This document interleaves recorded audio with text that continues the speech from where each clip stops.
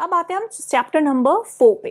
पहला क्या था, इकिगाई, दूसरा क्या है, एंटी एजिंग के सीक्रेट्स, और तीसरा क्या है, finding purpose of life. Fourth is your, this is such a beautiful chapter, find flow in everything you do. करो तो दिल से करो, नहीं करो तो सुना सुना के मत करो। Are you able to relate this?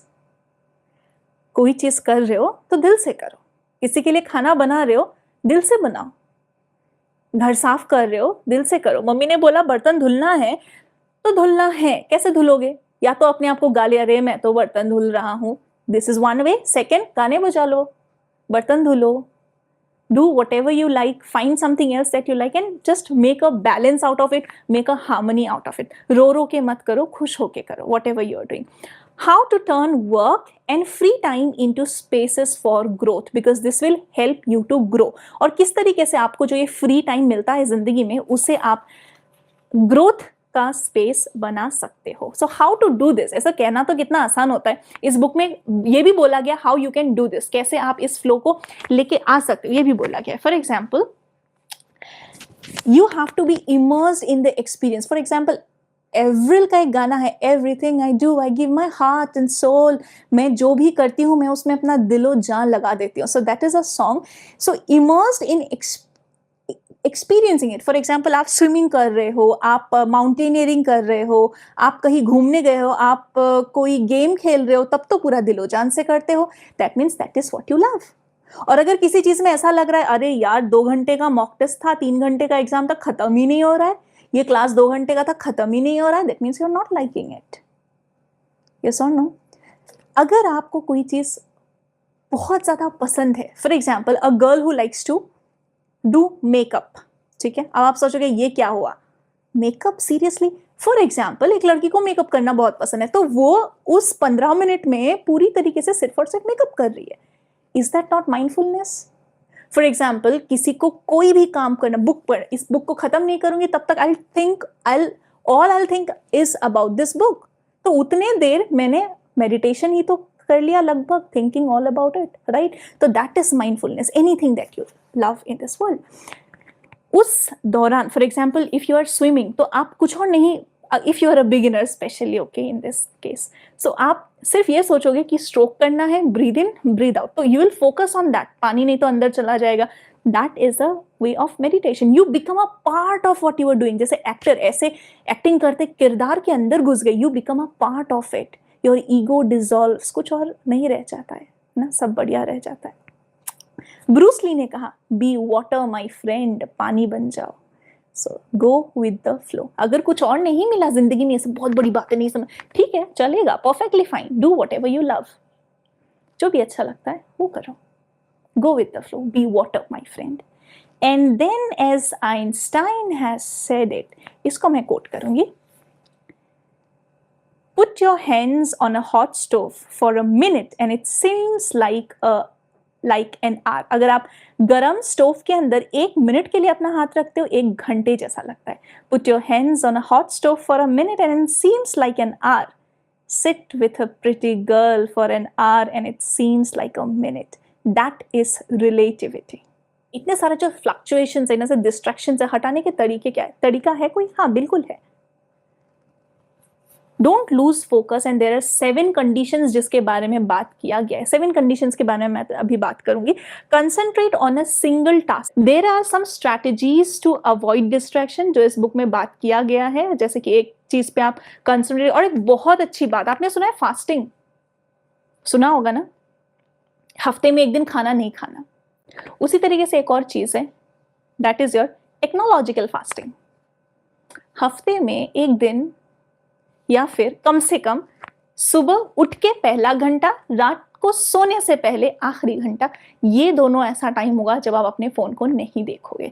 Technological fasting. So technological fasting जो इसमें सजेस्ट किया गया है। एंड मैन वर्सेस नेचर ऐसा नहीं, man with nature, union of man plus nature, तभी तो दोनों लोग एक्सिस्ट करेंगे, नहीं तो हम एक्सिस्ट ही कैसे करेंगे। And finally, Aristotle has said that we are what we repeatedly do. Excellence then is not an act but a habit. Excellence एक इत्तेफाक नहीं है, ये एक आदत होता है। जैसे कोई सवाल पहली बार करते हैं तो फिर वो मुश्किल लगता है, दूसरी बार आप उस मैथ्स को फिर से करो वो इजी लगेगा, तीसरे बार आपको और आसान लगेगा, हलवा लगेगा. So that is how step by step repetitions works in life, right. And finally going to page number 58 जहां कहा गया है the 7 conditions for achieving flow. What to do, do you know what to do, how to do it, कैसे करना है, how well you are doing it. Number 4, where to go, अगर कहीं जा रहे हो सड़क में कहाँ जाना है, where to go. Number 5, significant challenges जो रास्ते में आएंगे. And finally being free from distractions, कैसे, चूज एन एवरेज टास्क, मध्यम मार्ग, लिटिल समथिंग एक्स्ट्रा करते रहो और अपने कंफर्ट जोन से थोड़ा थोड़ा बाहर निकलते रहो, थोड़ा थोड़ा किक जो है लाइफ को मिलता रहेगा. क्योंकि बहुत आसान हो जाएगा ना जिंदगी तो बोर हो जाएंगे, बहुत मुश्किल हो जाएगा तो एंजाइटी हो जाएगा, मध्यम मार्ग थोड़ा बहुत चैलेंजिंग रहेगा, that is flow. Okay, so they have made a chart out of it. अगर आपको इधर दिख रहा है तो एक चार्ट इसके लिए बनाया है कि बीच का जो रास्ता है दैट इज फ्लो. तो ऑब्जेक्टिव जो है वो बिल्कुल क्लियर होना चाहिए. जैसे कि वीडियो गेम में फॉर एग्जांपल आप खेल रहे हो काउंटर स्ट्राइक, आपको पता है वो दुश्मन है, उसे मारना है, ब्लैक और white, life is very clear, ये अच्छा है ये बुरा है, black and white. Real life में ऐसा नहीं होता है, ब्लैक एंड व्हाइट होना थोड़ा मुश्किल है ना. तो ये बात है, ऑब्जेक्टिव आपको क्लियर रखना पड़ेगा. रियल लाइफ में बहुत सारे डिस्ट्रैक्शंस में से ये step, what to do, how to do and कैसे कर रहे हो, are you being good at it. So that is the thing. Next we will come to the single most concentration on one thing at a time may be the single most important factor in achieving flow. जो इस book में कहा गया है, एक समय पे अगर हम एक काम को करते हैं तो एक डिस्ट्रैक्शन फ्री एनवायरमेंट में दैट इज वन थिंग जिससे हम फ्लो को मेंटेन कर सकते हैं in whatever work that we are doing. तो ये था आपका chapter. Let's come to the 5th chapter now. 5th chapter is masters of longevity. जो लोग 100 साल से ज्यादा जिए हैं, ऐसे सारे 5 ब्लू जोन्स में जाके इन्होंने बातचीत किया. उसके बाद इन्होंने कुछ समराइज 1 लाइनर्स यहाँ पे एक साथ दिए गए हैं. तो मैं उस वन पॉइंट को यहाँ पे बताऊंगी. पहला जो है ये आपका ओकावा ने कहा है, मिसाओ ओकावा. उन्होंने कहा है eat and sleep, you will live a long time, you have to learn to relax. Next एक लेडी बोलती है कि I have, Maria, she says that 116 साल की, वो कहती है कि I have never eaten meat in my life, उन्होंने कभी मीट नहीं खाया. तो वो एक रीजन हो सकता है.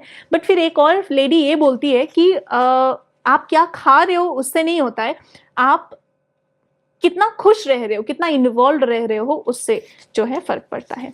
फिर आपका जीन कैलमेंट 122 साल, 122 साल. ओके, and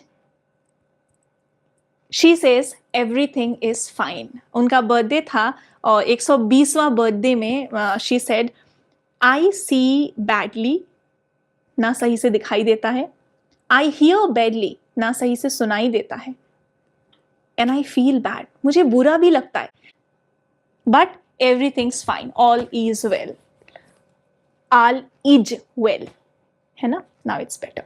फिर 114 साल की वेल्टर कहती है if you keep your mind and body busy you will be around a long time. अगर आप अपने माइंड को और अपने बॉडी को बिजी रखते हो तो दैट्स इट. फिर अलेक्जेंडर सेज कि I just haven't died yet, मैं अभी तक मरा नहीं हूं, मैं जिंदा हूं. तो इस तरीके से बहुत सारे लोग इस बारे में बहुत सारी बातें करते हैं. And the moral is never stop learning, keep going and keep going.